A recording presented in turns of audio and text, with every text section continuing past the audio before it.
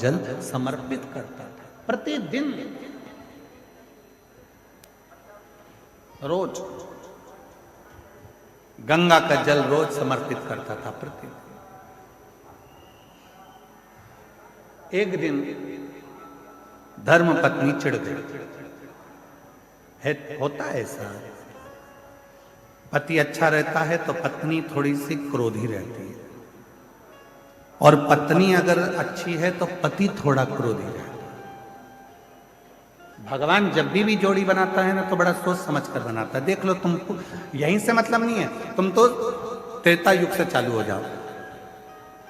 राम जी के साथ जोड़ी बनी लक्ष्मण जी, भरत जी के साथ जोड़ी बनी शत्रुघ्न जी, ठीक है, जम के तो बोलो, दोनों की जोड़ी बनाई कि राम जी के साथ में जोड़ी बनाकर रखना है, राम लक्ष्मण की, भरत शत्रुघ्न जी की, और नहीं तो राम जी के साथ में राम जी सरल थे तो भरत जी की जोड़ी बन जाती, दोनों एक जैसे हो जाते, सरल सरल। पर नहीं, एक नम्रता वाले के साथ में एक क्रोधी का होना जरूरी है। राम जी के साथ लक्ष्मण का होना जरूरी है और भरत जी के साथ शत्रुघ्न जी का होना जरूरी है, बहुत जरूरी है।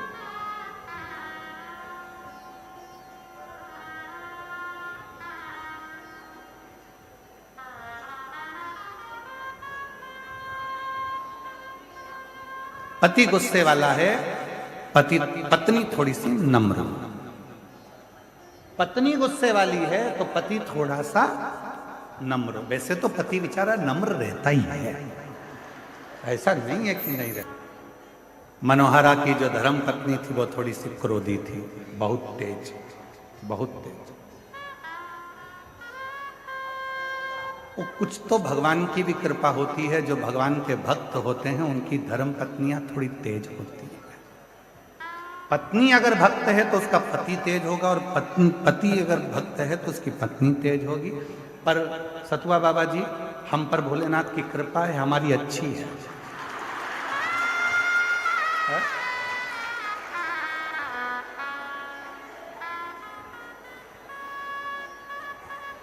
अगर वो थोड़ी गड़बड़ होती तो हम तुम्हारे आश्रम में नहीं आ पाते, पक्का है। तो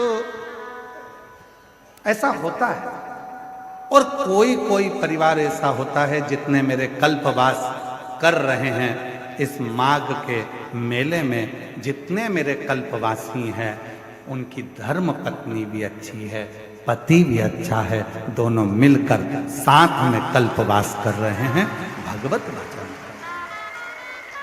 कई बहुत बाबा की कृपा से, कहीं शिव जी की बड़ी करुणा है, जो ऐसे पति पत्नी हैं कि दोनों हर साल कल्पवास करने के लिए 1 महीना दोनों रहकर अपने झोपड़े में, अपने टेंट में, पंडाल में भगवत भजन कर कर भगवान की अविरल भक्ति को प्राप्त कर। अविरल। तो मनोहरा की जो पत्नी थी, मनोहरा की जो पत्नी थी,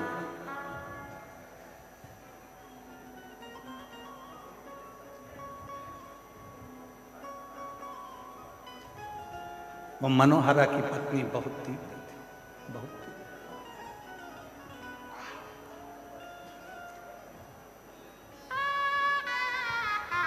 बहुत उठाया उसने। अब की बार पानी का जो घड़ा था, जिस घड़े में वो गंगा जल लेकर शिव जी के मंदिर जाता था, शंकर जी को जल चढ़ाता था, उस घड़े को मनोहरा की पत्नी ने आज तोड़ दिया।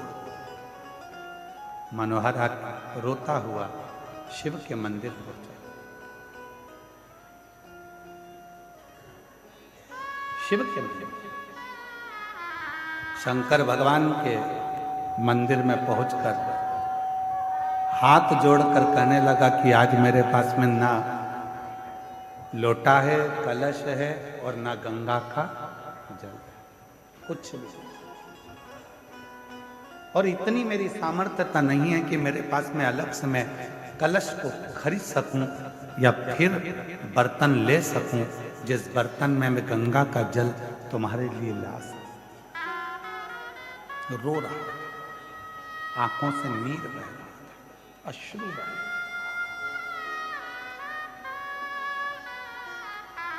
रोते रोते रोते रोते आखिरी में वो शंकर के शिवलिंग से चिपक गए। आंख के आंसू शिवलिंग पर पड़ रहे थे। मनोहरा रो रहा था। जाने लगा। रोते रोते शंकर भगवान उस शिवलिंग में से प्रकट होकर मनोहरा का हाथ पकड़कर खींच लिए। हाथ पकड़कर खींचा मनोहरा का, और बाबा भोलेनाथ से मनोहरा ने कहा कि रोज गंगा का जल लेकर आया, पर इतने सालों में कभी तू प्रसन्न नहीं हुआ, प्रकट नहीं हुआ, आज कैसे प्रकट हो गया? शिवजी कहते हैं, मैं चांदी के या सोने के लोटे से प्रसन्न नहीं होता, मैं तो दिल से चढ़ाए हुए अश्रु के एक बूंद से भी प्रसन्न हो जाता हूँ, जो भाव से मुझे समर्पित किया गया, जो तुमने मुझे भाव से दिया है। ना विधि थी उस मनोहरा सुतार के पास में, ना विधि थी उस मनोहरा सुतार के पास में, ना भाषा थी उस मनोहरा सुतार के पास में, ना कोई नियम था उस मनोहरा सुतार के पास में, तो केवल एक लोटा जल, इसके सिवाय कुछ भी नहीं। नानी बाई का मायरा सुना है आप लोगों ने? जम के तो बोलो। नानी बाई के मायरे में नानी बाई का जो नरसिंह जी, जो नानी बाई के जो पिताजी थे नरसिंह मेहता जी, नरसिंह मेहता जी के बड़े भाई थे मदन मेहता जी। मदन मेहता जी की धर्म पत्नी थी दुरत गोरी। दुरत गोरी इतनी तेज थी कि अपने देवर को, नरसिंह मेहता को, और नरसिंह मेहता की धर्म पत्नी माणिक गोरी दोनों को गालियां देती थी, अपशब्द करती थी, ताने देती थी, आड़ा टेढ़ा करती थी, अपशब्द करती थी। पर भाई मदन मेहता जी अपने भाई से बड़ा प्रेम करते थे, नरसिंह मेहता जी से बहुत स्नेह करते। जब दादी नरसिंह मेहता की जो दादी जी थी, वो नरसिंह को बहुत प्रेम करती, बहुत।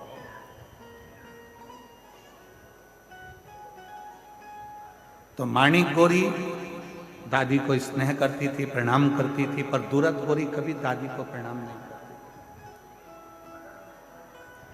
प्राण छूट गए दादी के, मर गई।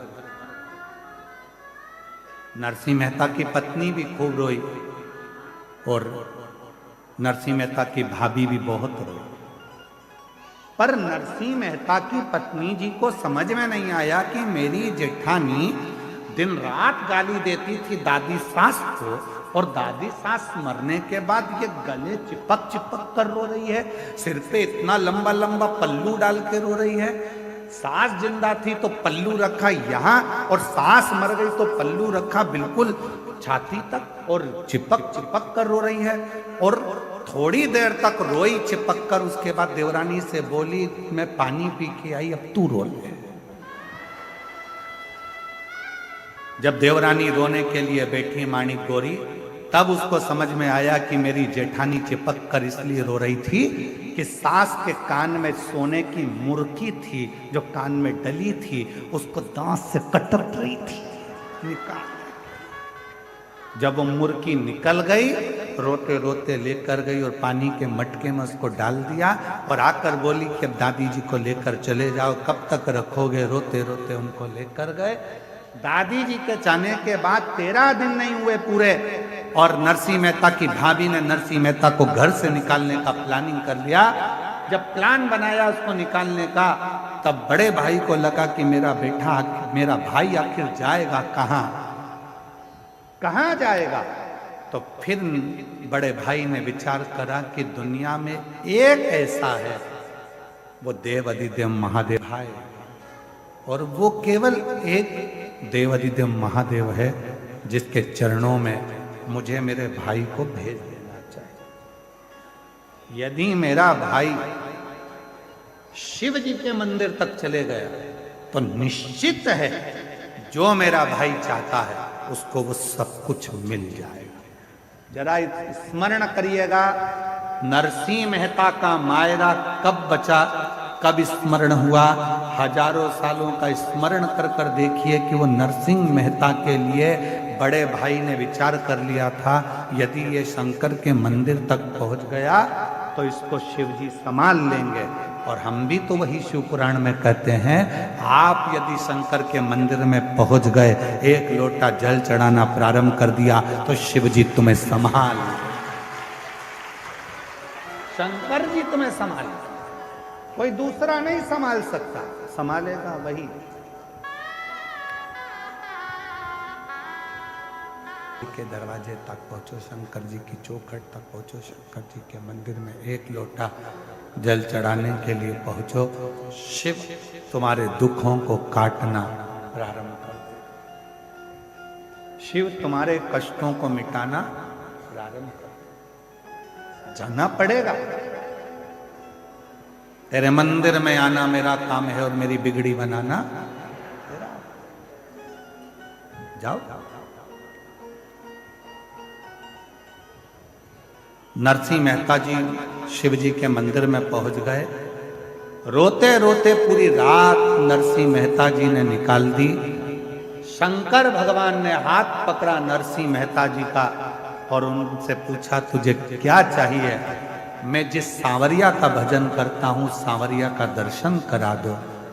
भारत की भूमि क्या, पूरे विश्व की धरा पर केवल एक नरसिंह मेहता ऐसे संत थे जो जीते जी गौलोक धाम जाकर भगवान कृष्ण और राधा जी का दर्शन करे थे। गौलोक धाम में जहां पर भगवान की रास लीला का दर्शन हो रहा था, नरसिंह जी को ले जाकर वहां खड़ा कर दिया। नरसिंह जी को ले जाकर खड़ा करा, रास चल रहा था। सांवरिया से भगवान कृष्ण का ध्यान गया नरसिंह जी की ओर। सांवरिया जी दौड़ कर गए नरसिंह जी के पास में। हमारे यहां तो लोग मर जाते हैं तब आते हैं, तू तो जीते जी आ गया रे, तुझे लेकर कौन आया? नरसिंह जी बोले, वो शंकर जी लाए थे। इतने में सांवरिया सेठ ने बोला, अगर शंकर जी लेकर आए हैं फिर तो तू कहीं पर भी पहुंच सकता है, तेरा दुखड़ा कोई पर भी जाकर कहे, बाबा पूर्ण तरह से तेरे दुखड़े को मिटा सकता। किसी की सामर्थ्यता नहीं है, वो मिटाएगा, दुख काटेगा तो वो शिव काटेगा, कोई दुख नहीं काट सकता। ब्रह्मा ब्रह्मलोक में है, भगवान विष्णु वैकुंठ लोक में।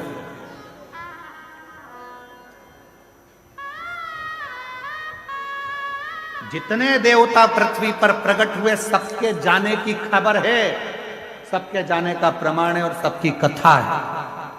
पर केवल एक देव ब्रह्मा ब्रह्मलोक में, भगवान विष्णु वैकुंठ लोक में, केवल मृत्यु लोक में एक देव विराजमान है, जो देव आदिदेव महादेव विराजमान, जिसके जाने की कथा नहीं है कि शंकर जी कहीं चले गए, शिव जी कहीं पहुंच गए।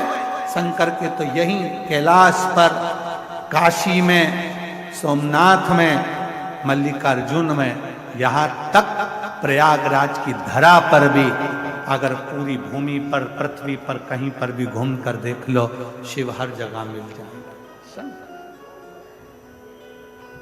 शिव शिव वो कहीं नहीं जाता, यहीं रहता, उसको अपना दुखड़ा आप कह सकते।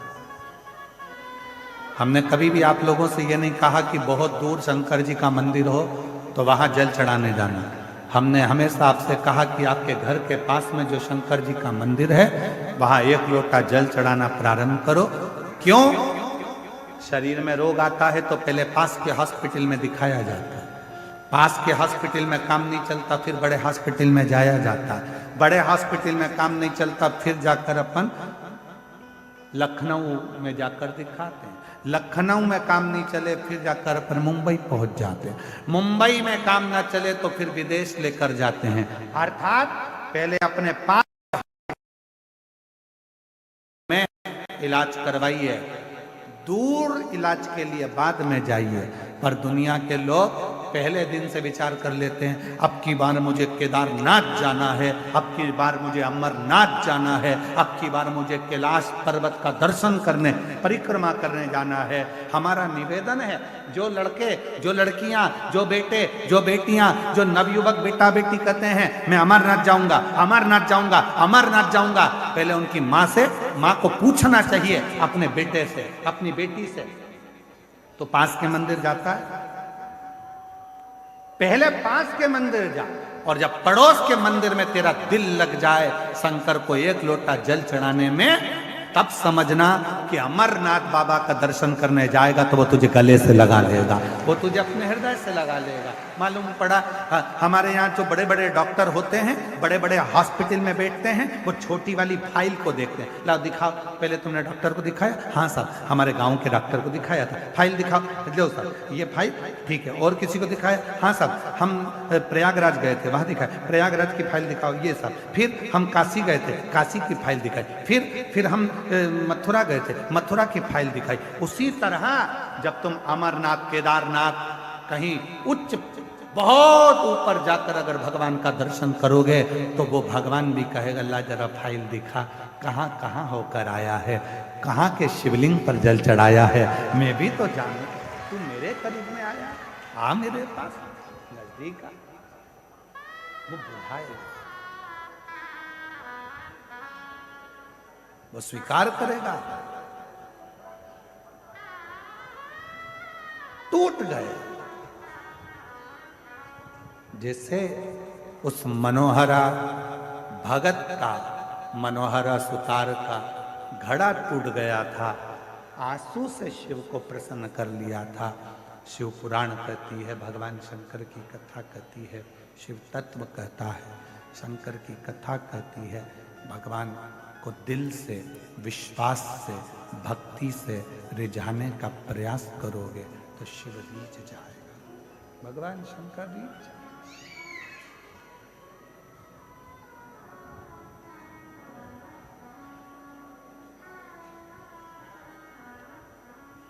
कुछ नहीं है हमारे पास। क्या है तुम्हारा? शरीर भी तो तुम्हारा खुद का नहीं है, माता पिता ने दिया। धन कहते हो तुम्हारा है तो वो भी तुम्हारा को किसी ना किसी ने दिया है। कुछ भी तुम्हारा नहीं है, केवल एक ये आत्मा जो परमात्मा ने खुद ने दी है। इसलिए शिव जी कहते हैं कि मुझे ये वस्तुओं से रिझाने